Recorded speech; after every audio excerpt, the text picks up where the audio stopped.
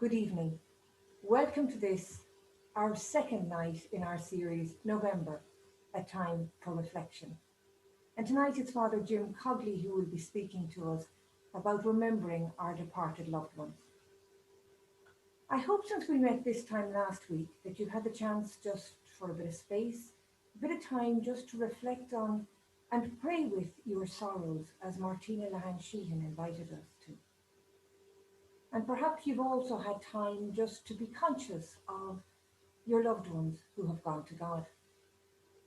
In most cities in the world, there is a tomb to the unknown soldier, remembering all those who died at times of war. And perhaps in many of our churches, it would be great if there was an altar to the unknown saint. That person who carried the goodness and love of Christ into their living. That person who touched the lives of ordinary people in lots of different ordinary ways. And maybe tonight we remember in a particular way those who are our unknown saints, those who have touched our lives, though they may be known to very few beyond us. If this is your first time joining us here in the Diocese for a webinar, just two things I might draw your attention to. One is you might like to just check that your volume button is up so that you'll hear me and you'll hear the speaker. That's something we can't adjust from our side, but you just need to know where your own volume button is and raise it or lower it as necessary. The second thing I'd love you to do tonight is to get involved in the conversation. So right in the middle of your screen, down at the bottom, you'll see a little button that says Q&A, question and answer. It's as simple as you sending me a text, and it's a way of you keeping part of the conversation. So if you have a comment to make, or if there is a question you'd like me to ask Father Jim, please feel free to use that Q&A at any stage during the evening. And so tonight, I'm just delighted, and thank you very much, Father Jim, for joining us all the way from Wexford. You are a woodturner, a priest, a psychotherapist, and also the director of pilgrimages at Our Lady's Island in County Wexford. You come with your own wisdom from many, many years of exploring how loss and sorrow and death affects us as individuals. You use your wood carvings to share how unresolved loss can affect every area of our lives. And maybe just you help us to explore a little bit tonight how the sorrow and the loss that we feel can sometimes get stuck within us because of our inability maybe to communicate that. So you're very welcome. Thanks for being with us. And I'll hand over to you just to start the conversation. So thank you very much, Francis. And ladies and gentlemen, very good evening to you all down in the Kingdom of Kerry. I am delighted to be with you, delighted to be invited. And I think it's marvelous that through the miracle of modern technology that I can be here in Wexford and still be in communication with you all down there. So my name is Jim Cogley and I'm transmitting from Our Lady's Island. It's very close to the spot where the first Christians landed in Ireland around the year 300, a long time before St. Patrick. And we have an annual pilgrimage here that many of you may have attended at some time. It's from the 15th of August to the 8th of September. It goes back actually to the 6th century. So it's a very, very old Marian pilgrimage and an old Marian shrine. I would guess a lot of my work over the years, I was 40 years ordained this year, and a lot of those 40 years have been spent in the area of counseling and psychotherapy. And then for the last, I suppose, 20 years, I've given a lot of time to developing symbols made of wood that you see on the table beside me. Symbols go an awful lot deeper than signs. Signs point in particular directions, but symbols are the language of the soul. They speak to the heart. And I think we remember things that we see a lot longer than we remember what we have heard. So I'd like to just maybe share with you some of the kind of symbols that I would have developed over the years, but in relation to what we're doing tonight, which is reflecting on the journey of grief. So I'll take one first that would be around the area of reflection. Now I want you to look at this piece. Hope you can see it there. You will see a big seabird. You might wonder what he is. And I let you in on a secret that it's a gannet. The gannet is a wonderful seabird with great sight, renowned for his sight. And what you see him doing there is taking time out for reflection.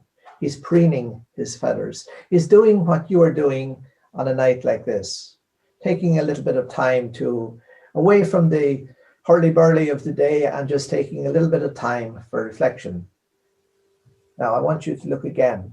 You will see the big bird preening his feathers. But if you look closely, you will see another bird between my fingers looking in the opposite direction. And he is there. There's another bird, like a little kingfisher. And what you have there is sight, and now you have insight. That's what we need very much in relation to how we handle the journey of grief. Not just that it's happened, get on with it, but we need insight, we need wisdom as to how to find our way through the grieving process. So that's the first little bit I'll share with you. Now, some of the bits that I've been doing are around, in recent times, around the theme of COVID and Corona. And really, Corona has thrown us all into a process of grief where the old normal is not going to come back. There may be a new normal, but we have to grieve what we've known in order to move on. So here's just a very simple little carving.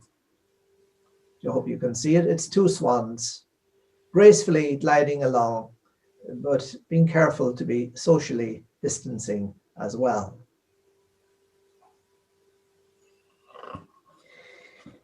So next, I have a little piece.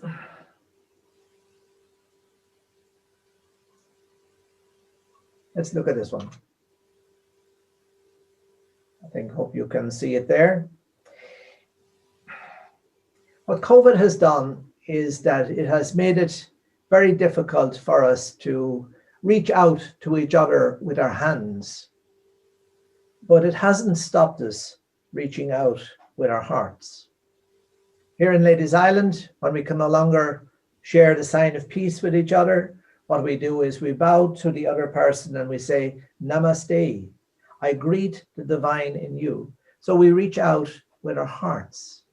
So this is a little symbol of connecting at the heart level, even though we may be physically distant. And that really is what the grief journey is all about.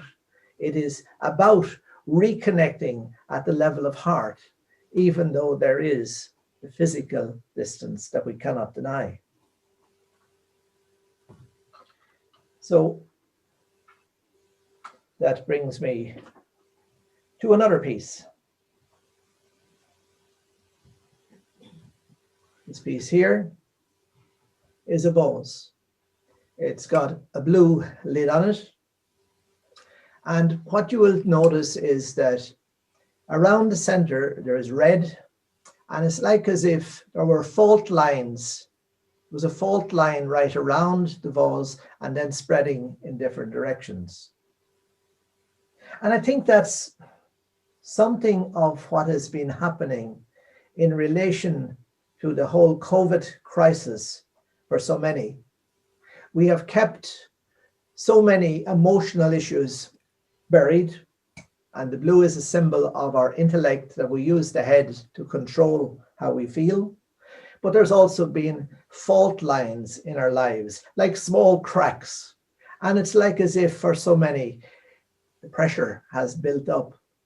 And so a lot of these fault lines are now being exposed. And maybe we've sat on anger. Maybe we've denied anger for years, but now we find ourselves quite irritable. So we may find that there are aspects of ourselves that we don't really like coming to the fore during this time of COVID. That, in other words, COVID may well be teaching us what we least want to hear, but most need to know about ourselves, that perhaps we haven't really been in touch with what's on the inside for a long time, or we've been denying it. And so maybe have suffered from depression, because depression means depressing. I'm keeping something down. Perhaps my emotional life is being kept down, and that's what's causing a lot of depression.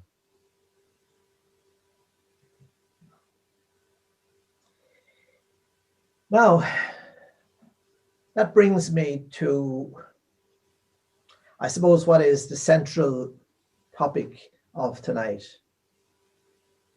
that I understand to be the topic of remembering our loved ones. Now, when we use the word remembering, I think we tend to consider it in terms of bringing that person to mind. And maybe that's it. But let me just suggest to you that remembering goes much, much deeper than bringing someone back to our mind, back to our memory. That remembrance is something about restoring our connection to that loved one in our hearts. There's a wonderful poet called David Romaro, where he said, "If tomorrow starts without me, don't think we're far apart. Just hold me in your thoughts. I'm right there in your heart. If tomorrow starts without me, don't think we're far apart. Just hold me in your thoughts. I'm right there in your heart." But how do we connect at the heart level? How do we feel that sense of connection at the heart level? Let me show you a piece that represents remembering. Here, what we have is a family, a kind of an artistic description or an artistic representation of a family. But if you notice, or is it up here, there's a piece missing. There's a member gone. If you like, there's an empty seat. There's a hole. Down here, we have that person. Now, if we are a non-believer, I think it must be very difficult to come to terms with death. I can't imagine what it must be like to be with somebody for a lifetime, and then when they pass on, to look at a hole in the ground. That's to grieve without hope. But a lot of believers grieve without hope, as if a person was lost, because they haven't gone through the grieving process enough to reinstate that person where they belong, which is up here. If I'm able to reinstate the person. So how do we know? What sort of phrases would we hear to suggest that somebody has not yet found their rightful place in our hearts? I hear it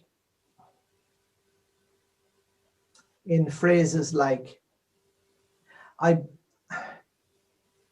lost Tom a year ago. I can't bear to think of Joan up there in that dark graveyard. I know we'll meet again someday. Now, think about those phrases, because all those phrases indicate that somebody is still somewhat lost to us and haven't yet been reinstated in their rightful place in our hearts. Because what the grieving process is about is reconnecting at the level of heart, so that it becomes like two people may sleep in the one bed and be a million miles apart, and that happens all the time, as you and I know. Or also two people can be in different parts of the world, and still feel quite connected. So the grieving process is about reconnecting at the heart level and finding our connection with that person at the deeper level. Now, here's one of the big myths that we carry in relation to grief. The big myth is that I have to wait until I die I have to wait until I get to the other side of life in order to be reconnected with my loved one. That is not true. I have to get to the other side of grief in order to be reconnected with my loved one. And if I can say nothing else to you from tonight's webinar, it would be that phrase. We do not have to get to the other side of life to feel reconnected. We need to get to the other side of grief. And so I'd like to share with you, when I get a chance, maybe from questions, where we get stuck in relation to that grieving journey that is all about reconnection at the level of heart. Thank you. Thank you. I'm looking forward to you unpacking that a little bit more for us in a few moments, Jim. We might just take a little breather here and just listen to a piece of music which reminds us that God is our hope and our refuge in every generation.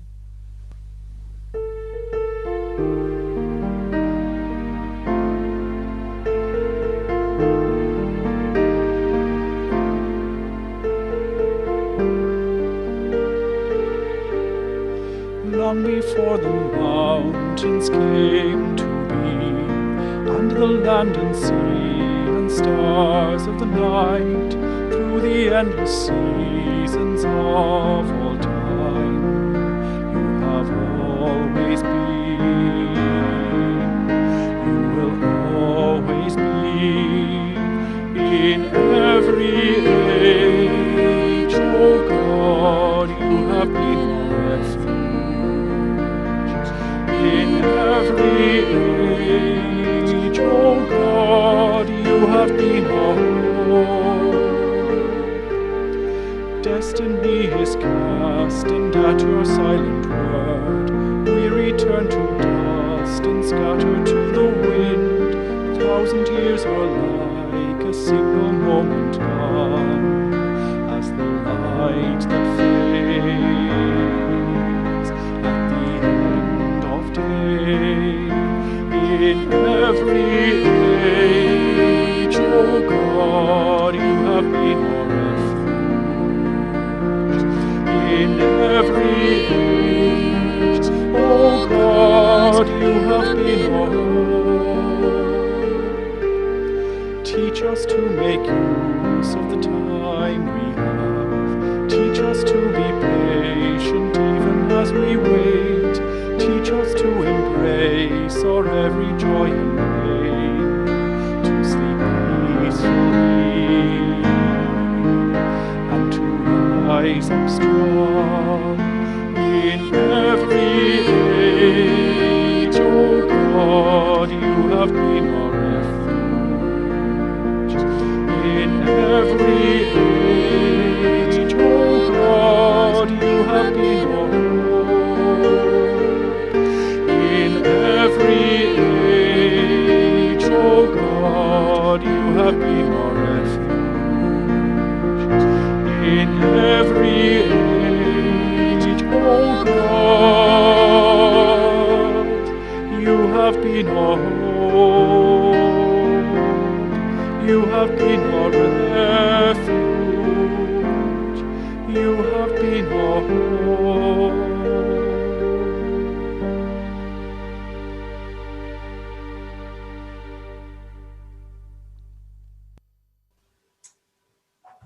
So, Jim, you spoke there about reconnecting with our loved ones and it not being at the other side of life, but actually at the other side of grief.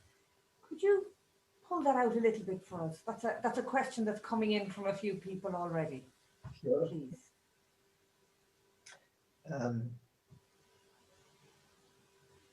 I'm thinking very much of my own family. I have buried all my family at this stage, but I've been very involved in the grieving process And I actually couldn't say that I feel, say my mother, I can feel closer to my mother now in death than I ever did in life, because I have come through the grieving process. The grieving process reconnects us at the heart level with the person we've lost. And so it's like she said to me when she was dying, she said, "You know I'm dying," and I nodded. And she said, "I'm going away, but I'll always be with you." And I wanted to kind of carve the truth of what she said in stone. So on her tombstone, I had written, "Death breaks an earthly tie, but love survives when grief has passed, because love cannot die. Death cannot touch what's real in a relationship. Death cannot cause love to die." So the grieving process is about bringing us to a place of peace, restoring our hope, and reconnecting us at the heart level, where the person that we've loved and lost, we know they're not with us as they were, but they are still with us wherever we are.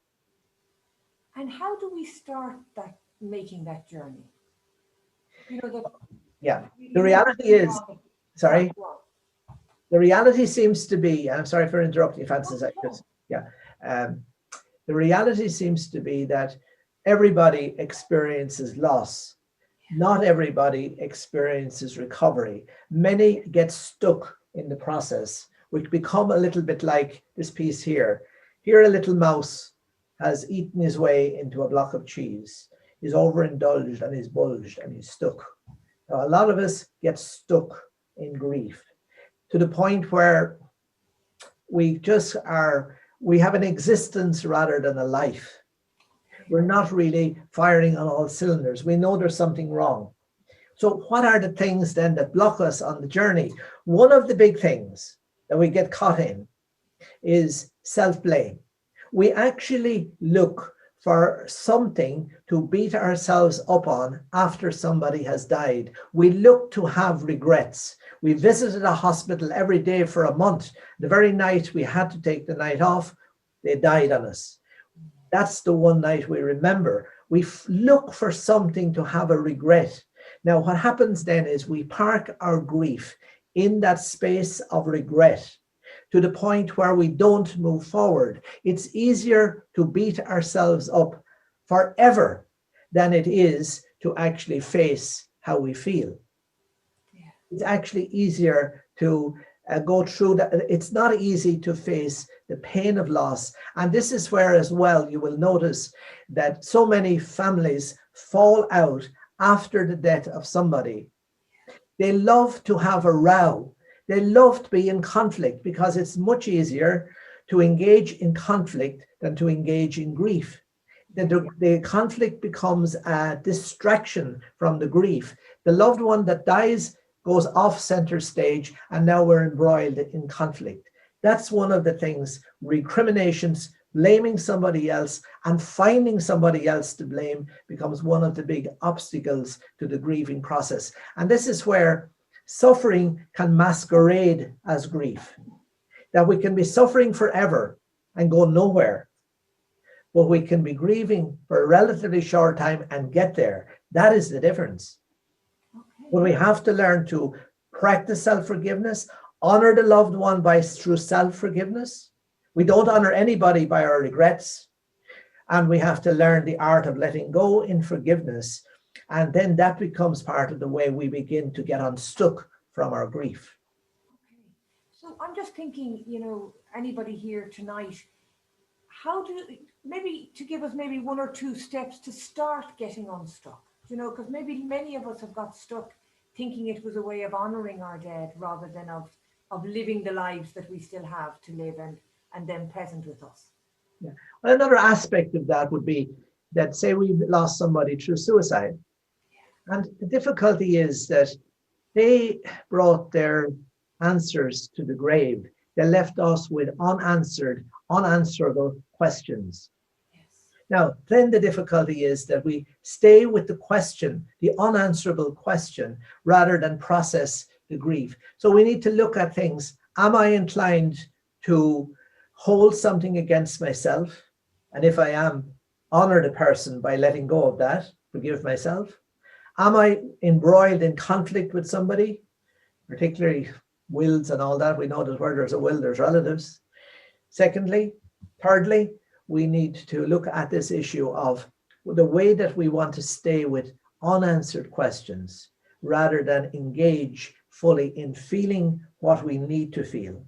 Now, this is where one of the problems, one of the places we really get stuck is in the place of anger. Anger is a stage of grief. It's a normal emotion that comes when something precious is taken from us. Now, the difficulty with anger is that we don't like it. We see a D in front of it so that it spells danger. Now, unless we learn to befriend our anger and feel okay about our anger, then the anger becomes the big obstacle to moving forward. We don't want to know or admit that we're so angry. And it's okay to be angry, and it's okay to be angry with God. But at the same time, if we can allow that anger to be there and to let ourselves be okay with our anger, again, it helps us to move forward to a place of resolution. That's really helpful, because last week Martina spoke about letting rip with God.